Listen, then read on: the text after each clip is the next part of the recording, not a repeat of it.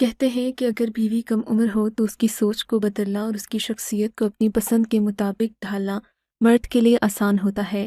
اسی لیے مرد کم عمر عورتوں کو پسند کرتے ہیں، ورنہ عورت کی خوبصورتی تو تا دیر تک قائم رہتی ہے۔ میری بیوی کی عمر بھی بمشکل 17 سال تھی۔ میں نے جب اسے پہلی بار دیکھا تو دیکھتے ہی دل دے بیٹھا۔ وہ کسی بچے سے بھی زیادہ معصوم تھی، جبکہ اس کی آنکھوں میں جھیل سی گہرائی تھی۔ میں نے اس کے گھر رشتہ بھیجا تو اس کے ماں باپ نے عجیب بات کر دی۔ عموماً ماں باپ اپنے بچوں کی برائی اس طرح بیان نہیں کرتے، لیکن صدیقی صاحب کی دیانتداری مجھے پسند آئی تھی۔ انہوں نے صاف کہہ دیا، بیٹا میں تمہیں حوریہ کا رشتہ دینے سے انکار تو نہیں کر رہا، لیکن میری بیٹی کو سجنے سنورنے کی عادت نہیں ہے۔ یہ اکثر ضد کرنے لگ جاتی ہے، پھر اس کی ضد کو پورا کرنا پڑتا ہے، ورنہ نہ یہ کھانا کھاتی ہے نہ کوئی بات کرتی ہے۔ تھوڑی نکچڑی ہے، ابھی گھر کے بات کرتی ہے، تھوڑی نکچڑی ہے، ابھی گھر کے کام بھی صحیح سے نہیں آتے۔ اگر اس عمر میں اس کی شادی کر دوں گا تو یہ اور بھی زیادہ ضدی ہو جائے گی۔ اس سے اچھا ہے تم چند سال انتظار کرو، کیونکہ تم اسے برداشت نہیں کر پاؤ گے۔ صدیقی صاحب جانتے تھے کہ میں ان کی بیٹی کو کس قدر پسند کرتا ہوں۔ میں نے انہیں یقین دلایا کہ مجھے اس بات کی کوئی پرواہ نہیں، میں اپنی بیوی کی پسند اپنے مطابق خود ہی بدل لوں گا۔ بہرحال کافی تردد کے بعد یہ رشتہ منظور کر لیا گیا۔ رخصتی اگلے سال طے پائی۔ میں نے بڑی مشکل سے دن گن گن کر اس دن کا انتظار کیا جب حوریہ میری دلہن بن کر میرے گھر کے آنگن میں اتری۔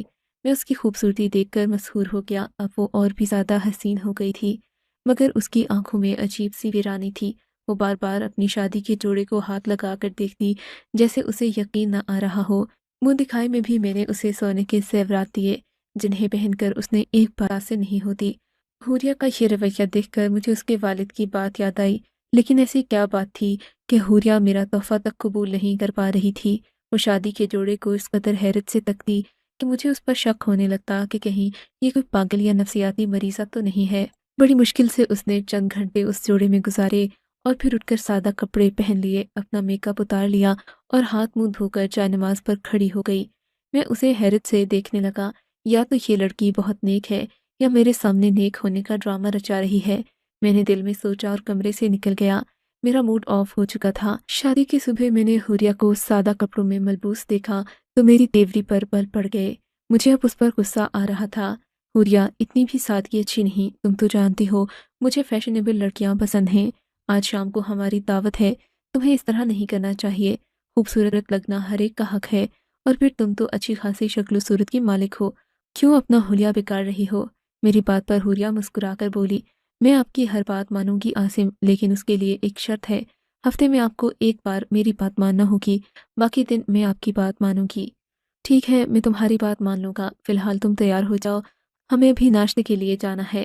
میں نے حوریہ سے کہا تو وہ اپنے بال بنانے لگی، لیکن اس نے اپنے کپڑے نہیں بدلے، انہیں سادہ کپڑوں میں نیچے مہمانوں کے سامنے ناشتہ کرنے آ گئی۔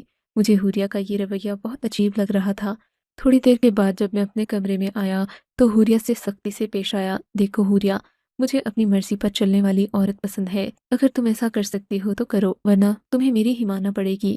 اپنی زندگی عذاب بنانے کا کوئی فائدہ نہیں۔ خاندان والے کیا سوچیں گے کہ میری بیوی کو کپڑے پہننے کا ڈھنگ بھی نہیں۔ آپ کو خاندان والوں کی فکر ہے، میرا ڈھنگ بھی نہیں۔ آپ کو خاندان والوں کی فکر ہے، میں نے آپ سے کہا تو تھا آپ میری ایک شرط مان لیں، میں آپ کی ہر بات مانوں گی۔ بولو بھائی، کیا شرط ہے تمہاری؟ میں نے تنگ آ کر کہا، شرط یہ ہے کہ ہر جمعے کی رات آپ مجھے مکے کے قریب واقع ایک مزار پر لے کر جائیں گے۔ اس مزار پر میں آتی جاتی رہتی تھی، وہاں جا کر مجھے سکون ملتا ہے۔ میں چاہوں گی کہ آپ بھلے مجھے مکے نہ لے کر جائیں، لیکن مجھے وہاں ضرور لے جائیں جہاں میں نے اپنی زندگی کے کئی دن روتے ہوئے دعائیں مانگتے گزارے ہیں۔ مجھے اس جگہ سے عقیدت سی ہے، انسیت ہے، میں وہاں جانا چاہتی ہوں۔ میری بیوی کی بات سن کر مجھے عجیب سا لگا۔ میں اسے کسی مزار پر لے کر نہیں جانا چاہتا تھا، لیکن 2-3 دنوں میں اس نے میری بات نہ مان کر ثابت کر دیا کہ وہ بغیر اپنی شرط منوائے میری کوئی بات نہیں مانے گی۔ بالآخر میں نے اس کی شرط قبول کر لی اور کہا، تم جمعرات تک جتنے دن باقی ہیں ان میں اپنے آپ کو سجا سنوار کر رکھو، مہمانوں سے عزت سے پیش، تمہارے لیے جو ہو سکا کروں گا، تمہیں مزار پر لے کر جاؤں گا، جہاں کہو گی تمہارے ساتھ چلوں گا۔ حوریہ میری بات سن کر خوش ہو گئی، اور پھر جمعہ آتے ہوئے دیر نہیں لگی، اس نے اپنا وعدہ پورا کیا تھا۔ مہمانوں سے اچھے طریقے سے ملی، اچھے کپڑے بھی میرے لیے پہن لیے۔ اب مسئلہ مزار پر جانے کا تھا، کیونکہ یہ جمعرات کی رات تھی اور میں بہت تھکا ہوا بھی تھا، لیکن حوریہ نے ضد لگا لی کہ وہ جمعے کی رات مزار پر حاضری دینا چاہتی ہے۔ میں نے کہا، ٹھیک ہے، تم تیار ہو جاؤ، मैं थोड़ी ही देर में फ्रेश होकर आता हूँ। मुझे ये देखकर सख्त हैरत हुई। जब मैं गुस्ल खाने से निकला तो हूरिया दुल्हन बने शीशे के सामने खड़ी थी। दुल्हन बने वो बहुत खूबसूरत लग रही थी। उसने चेहरे पर किसी किस्म का मेकअप नहीं लगाया था। ऐसा लग रहा था जैसे आज ही हूरिया की शादी हुई है। हूरिया, तुमने ये शादी का जोड़ा क्यों पहन रखा है? मैंने हैरत से उसे देखकर पूछा। आपने तो कहा था आप मेरी हर शर्त मानेंगे, वो भी बिना कोई सवाल जवाब किए। उसने मुझे मेरा वादा याद दिलाया।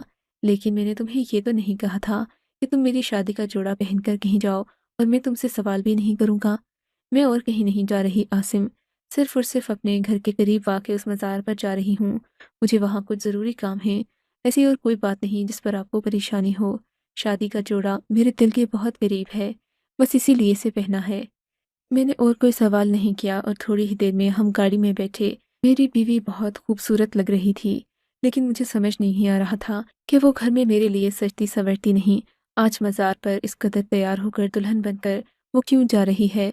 रास्ते में हमने कोई बात नहीं की। जब मज़ार पर पहुंचे तो बेगम कहने लगी, आप यहीं पर रुकें, गाड़ी में मेरा इंतज़ार करें, मैं बस थोड़ी ही देर में आती हूँ। ये कहकर वो मज़ार के एक दरवाजे से अंदर भाग गई। में खड़ा एक लड़का जैसे मेरी हुरिया के आने के इंतज़ार में था। हुरिया के आते ही वो उसकी तरफ लपका और दोनों अंदर वाले कमरे में चले गए। मैं हैरान परेशान ये मंज़र देखता रहा।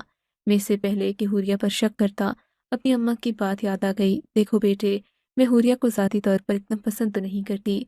हाँ, लेकिन मैं इतना जानती हूँ कि वो बदकिरदार लड़की नहीं है। उसकी तुम्हें अदम दिलचस्पी सिर्फ़ और सिर्फ़ उसका बचपना है, वरना वो एक बाहया लड़की है। अम्मा की बात से मैं मुतमईन हो गया था। मेरी बीवी तकरीबन 1-2 घंटे मज़ार के अंदर ही मौजूद रही। आज मज़ार में मामूल से ज़्यादा रश था, इसलिए मैं अंदर नहीं जा सका। तकरीबन 2-3 घंटे गुजरने के बाद मज़ार के उसी दरवाजे से वो मुझे बाहर आती दिखाई दी। मैंने हैरत से उसकी तरफ देखा, जबकि चेहरा खुशी से भरपूर था। अलबत्ता उसके वजूद को देखकर मुझे हैरत हुई, जहाँ अब वो उरूसी जोड़ा नहीं, बल्कि एक आम सा रिया। तुम हमारी शादी का जोड़ा कहाँ छोड़ आई? वो गाड़ी के करीब आई तो मैंने उसकी गाड़ी में बैठते ही उससे फ़ौरन सवाल किया, शादी का जोड़ा मैंने किसी को दे दिया है, अल्लाह हमें और देगा। हुरिया, तुम यकीनन मजाक कर रही हो। तुम अपनी शादी का जोड़ा किसी को नहीं दे सकती। वो जोड़ा बहुत ख़ास है, मैंने इतनी मोहब्बत से बनवाया था। क्या तुम सब भूल गई? मैंने हुरिया को याद दिलाने की कोशिश की, मगर उसने मेरी किसी बात पर कान नहीं धरे। कहने लगी कि मैंने कोई गलत बात नहीं की। मैंने अपना ये जोड़ा एक सहेली को दिया है, वो अपनी शादी निपटा कर वापस दे देगी। हुरिया की बात पर मुझे शक सा हुआ था। मैं उस मुजावर और हुरिया के एक साथ कमरे में जाने पर बहुत ज़्यादा शक व शुबहात का शिकार हो गया था। मैंने हुरिया को वहीं बैठने का कहा और ख़ुद गाड़ी से उतरकर मज़ार में मौजूद एक ऐसे शख्स के पास पहुंचा जो तकरीबन 2 घंटे से वहीं बैठा आते जाते लोगों को देख रहा था। आते जाते लोगों को देख रहा था। इससे पहले 2-3 बार उसकी नज़र मुझ पर पड़ चुकी थी। वो जानता था कि मैं गाड़ी में किसी का इंतज़ार कर रहा हूँ। मैंने उसे सारी हकीकत मुख्तसरन बताकर पूछा कि क्या तुमने किसी दुल्हन में मलबूस औरत को यहाँ से अंदर जाते देखा है? खुशकिस्मती से वो मेरी बीवी को पहले से ही जानता था, लेकिन उसने मज़ीद कुछ बताने से इनकार कर दिया। कहने लगा, हुरिया ने मुझे मना किया था कि मैं इस बारे में किसी को न बताऊँ। अब तुम मुझे ज़बरदस्ती ये नहीं कह सकते कि मैं तुम्हें उसके बारे में खामख़ा ही कोई बात बताऊँ। वो अगर तुम्हारी बीवी है तो उसे सँभालो, मैं तुम्हारी मदद नहीं कर सकता। बूढ़े का टका सा जवाब सुनकर मैं वापस गाड़ी में आकर बैठ गया। यहाँ तो सब लोग हुरिया को जानते थे, लेकिन किस हवाले से ये मैं नहीं जानता था। बहरहाल मज़ार से आने के बाद हुरिया बहुत खुश थी। वो घर आई तो कहने लगी, आज आपने मेरी खुशी पूरी कर दी। मुझे इतने बरसों के बाद वो सुकून मिला जो मैं सोच भी नहीं। से 1-2 फरमाइशें और करूँगी, उसके बाद भले आप मुझे अपनी गुलाम बना कर रखें। मैं आपसे कुछ न मांगूंगी, ना ही किसी बात पर कोई एतराज़ करूँगी। यकदम उसका रवैया बदल गया था, जो मुझे पहले जैसे किसी शक में डाल रहा था। अच्छा बोलो क्या बात है? मैंने नरमी से पूछा तो हुरिया की फरमाइश सुनकर मेरे तो कानों से धुआं निकलने लगा। उसने शादी का जोड़ा लेने की फरमाइश की थी। मुझे तो अब ये पूरी दाल ही काली लग रही थी।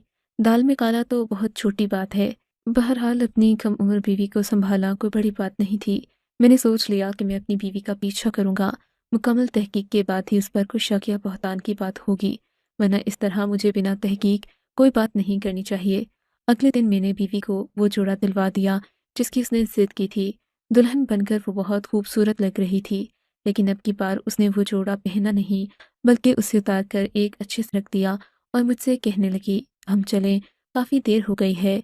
میں حوریہ کو لے کر مزار پر تو چلا گیا، لیکن اس بار میں نے ٹھان لی تھی کہ اس شخص کو ڈھونڈ کر نکالوں گا جس سے حوریہ ملنے، باتیں کرنے یا پھر یہ جوڑا دکھانے آتی ہے، کیونکہ کوئی تو تھا جو اس کی زندگی میں تھا، ورنہ حوریہ اپنے شوہر کو نظر انداز کر کے شادی کا جوڑا پہن کر مزار پر کیوں آتی؟ آج بھی حوریہ نے ایک بیگ میں شادی کا جوڑا ڈال کر رکھا ہوا تھا جو وہ اپنے ساتھ لے کر آئی تھی۔ اس کا مطلب اندر جا کر اس نے یہ جوڑا پہننا ہے، میں نے دل میں سوچا۔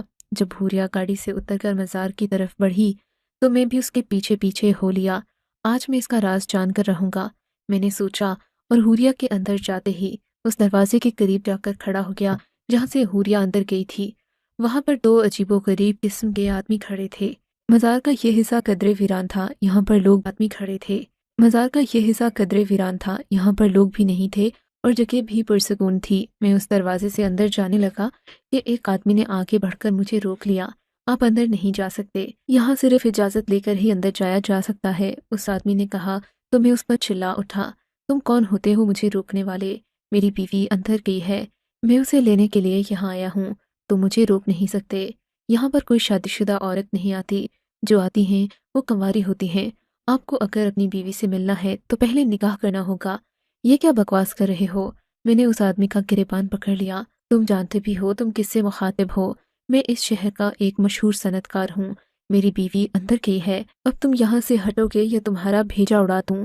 میں نے اسے دھمکی دینے والے انداز میں کہا تو دو تین اور لوگ بھی آ گئے، یہ شکل سے معتبر رکھتے تھے۔ حضرت آپ یہ کیا خاصے معقول لگتے ہیں؟ ایک آدمی نے آگے بڑھ کر مجھے ہٹانے کی کوشش کی۔ میں نے اسے بتایا کہ میری بیوی اندر گئی ہے۔ کہنے لگا یہاں سب یہی کہتے ہیں، لیکن بغیر نکاح نامے کے ہم آپ کو اندر نہیں جانے دیں گے، اور اگر ابھی تک آپ کی شادی نہیں ہوئی تو سوال ہی پیدا نہیں ہوتا۔ میں ان لوگوں کی بات سن کر عاجز آ گیا تھا، یہ تعداد میں زیادہ تھے، پھر ان میں کچھ بزرگ بھی تھے، میں کسی کو کچھ نہیں کہہ سکتا تھا، مجبوراً گاڑی میں آ کر بیٹھ گیا۔ 2-3 گھنٹے کے بعد حوریہ باہر نکلی، اسی طرح کے سادہ کپڑوں میں ملبوس۔ میں نے دیکھا اس کے چہرے پر وہی معصومیت تھی، لیکن اب کی بار میں اس پر یقین کرنے والا نہیں تھا۔ اس کی گاڑی میں بیٹھتے ہی میں اس پر چلا اٹھا، حوریہ یہ کیا طریقہ ہے؟ میں تمہارے پیچھے مزار پر آیا تو ان لوگوں نے مجھے وہاں پر کمرے میں داخل بھی نہیں ہونے دیا، تو مجھے یہ تو بتاؤ کہ تم وہاں کرنے کیا چاہتی ہو؟ تمہارا شوہر ہونے کے ناطے مجھے یہ جاننے کا حق ہے۔ آپ مجھ پر شک کر رہے ہیں؟ حوریہ نے پریشانی سے کہا، ہاں کر رہا ہوں، اگلی بار میں تمہارے ساتھ آؤں گا اور دیکھوں گا کہ تم یہاں کیا کرنے آتی ہو۔ اب یہ مت کہہ دینا کہ تمہارا کام ختم ہو گیا ہے، میں حقیقت جانے بغیر پیچھے نہیں ہٹوں گا۔ میری بات پر حوریہ کی آنکھوں میں آنسو آ گئے۔ اس سے پہلے کہ وہ رونے دھونے کا ناٹک شروع کرتی، میں نے گاڑی آگے بڑھا دی۔ اب میری برداشت ختم ہوتی جا رہی تھی۔ 1-2 دن میں حوریہ یہ بات بھول گئی۔ میں بھی مطمئن تھا کہ اب شاید حوریہ مزار پر جانے کی ضد نہیں کرے گی، چلو اگر اس سے کوئی غلطی ہو بھی گئی تو میں اسے معاف کر دوں گا۔ لیکن جمعے کا دن آتے ہی حوریہ نے ضد شروع کر دی، عاصم مجھے دلہن کا جوڑا لینا ہے، آپ میرے ساتھ بازار چلیں۔ اب کی بار میرا رویہ نرم تھا، کیونکہ حوریہ میرے ساتھ جانے پر راضی تھی، اسے کوئی اعتراض نہیں تھا کہ میں اس کے ساتھ جاؤں۔ تھوڑی دیر بعد بازار پہنچ کر ہم نے دلہن کا ایک خوبصورت سا جوڑا پسند کیا اور ہم لوگ مزار چل پڑے۔ حوریہ وہ جوڑا لے کر بہت خوش تھی، لیکن اس کے چہرے پر پریشانی کے آثار بھی تھے۔ دیکھیں عاصم، وہاں کسی مرد کو جانے کی اجازت نہیں ہے، میں آپ کو ساتھ تو لے کر جا رہی ہوں، لیکن آپ سے درخواست کرتی ہوں کہ آپ اپنی نظریں نیچی رکھیے گا۔ میں وہاں سب کو بتا دوں گی کہ آپ میرے شوہر ہیں، لیکن آپ میرا مان ضرور قائم رکھیے گا۔ حوریہ کی بات سن کر میں مطمئن ہو گیا، لگتا ہے میرا شک غلط ثابت ہو جائے گا۔ مزار پہنچ کر حوریہ نے مجھے اپنے ساتھ لیا اور اسی دروازے سے داخل ہونے لگی۔ اس نے ان لوگوں کو بتایا کہ میں اس کا شوہر ہوں۔ اس گارڈ نے جو پہلی بار مجھ سے بدتمیزی کر رہا تھا، مجھ سے معافی مانگی اور کہنے لگا، میں جانتا نہیں تھا کہ آپ حوریہ بی بی کے شوہر ہیں، مجھے معاف کر دیجیے۔ حوریہ کی ان لوگوں میں بہت عزت تھی، مزار پر تقریباً ہر کوئی ہی اسے جانتا تھا۔ ہم ایک کمرے میں پہنچے جہاں پر کوئی نہیں تھا۔ حوریہ نے جائے نماز بچھائی اور نماز پڑھنے لگی۔ آپ تھوڑا انتظار کریں، میں شکرانے کے نفل ادا کر لوں، میں نے تہجد میں پڑھنا تھے، لیکن آنکھ نہیں کھلی۔ حوریہ نے یہ کہہ کر جائے نماز بچھائی اور نفل پڑھنے میں مگن ہو گئی۔ میں اسے دیکھ کر حیران ہو رہا تھا کہ اگر نماز ہی پڑھنی تھی تو گھر سے پڑھ کر آتی، یہاں آ کر یہ سب کرنے کی کیا ضرورت تھی؟ حوریہ کی نماز پڑھنے کے دوران ہی وہی مجاور جس سے پچھلی بار میں نے حوریہ کے بارے میں پوچھا تھا، کمرے پر دستک دینے لگا۔ بی بی جی باہر آ جائیں۔ مجھے حوریہ کی بات پر سخت غصہ آیا، اس نے تو کہا تھا یہاں کوئی مرد نہیں ہوتا، لیکن یہ آدمی تو بڑے بے تکلفانہ انداز میں حوریہ کو مخاطب کر رہا تھا۔ اس سے پہلے کہ میں اسے کچھ کہتا، حوریہ نے سلام پھیرا اور اس بوڑھے سے کہنے لگی، آپ چاہیں میں تھوڑی دیر میں آتی ہوں۔ حوریہ نے اپنے ساتھ لایا شادی کا جوڑا کھولا، اس پر لگے دھاگے الگ کیے اور پھر مجھے ساتھ لے کر دوسرے کمرے میں آ گئی۔ میں نے دیکھا یہاں کافی ساری خوبصورت اور کم عمر لڑکیاں تھیں، جبکہ ان میں ایک دو لڑکیاں اور بھی موجود تھیں جنہوں نے عروسی جوڑے زیب تن کر رکھے تھے۔ مجھے دیکھتے ہی سب نے اپنے سروں پر دوپٹے رکھ لیے۔ حوریہ نے انہیں بتایا کہ میں اس کا شوہر ہوں۔ لڑکیوں نے مجھے ادب سے سلام کیا اور کہنے لگیں، آپ کی وجہ سے ہم سب کے گھروں میں خوشیاں ہیں، اللہ آپ کی خوشیوں کو سلامت رکھے۔ میں یہ سب دیکھ کر حیران ہو رہا تھا۔ تھوڑی ہی دیر میں ایک آدمی آیا جس نے کہا کہ سب عورتیں پردہ کر لیں، مولوی صاحب نکاح پڑھانے آ رہے ہیں۔ اتنے میں ایک مولوی صاحب 3-4 لوگوں کے ساتھ کمرے میں داخل ہوئے۔ حوریہ باقی لڑکیوں سمیت سمٹ کر بیٹھ گئی۔ مولوی صاحب نے نکاح پڑھانا شروع کیا۔ باری باری سب لڑکیوں نے قبول و ایجاب کیا۔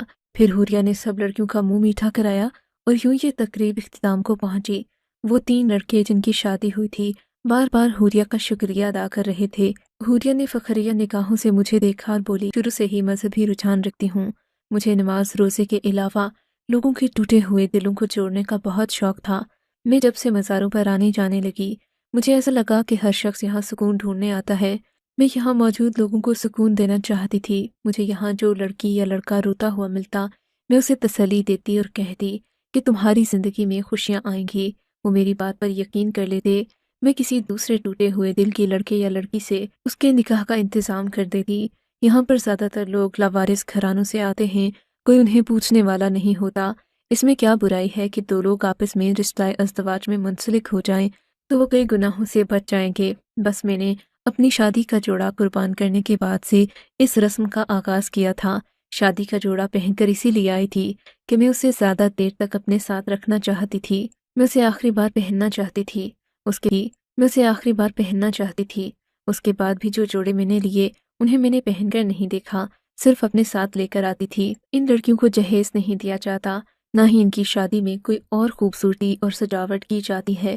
ایک شادی کا جوڑا ہی انہیں خاص بناتا ہے۔ بس اسی لیے میں ہر ہفتے آپ سے شادی کا جوڑا مانگتی تھی، کیونکہ ہر ہفتے کسی نہ کسی کا نکاح ہوتا تھا۔ حوریہ نے یہ کہہ کر اپنی بات مکمل کی تو میں نے شرمندگی سے نظریں جھکا لیں کہ میں نے اپنی بیوی پر شک کیا اور خواہ مخواہ ہی اسے بد کردار سمجھا، حالانکہ وہ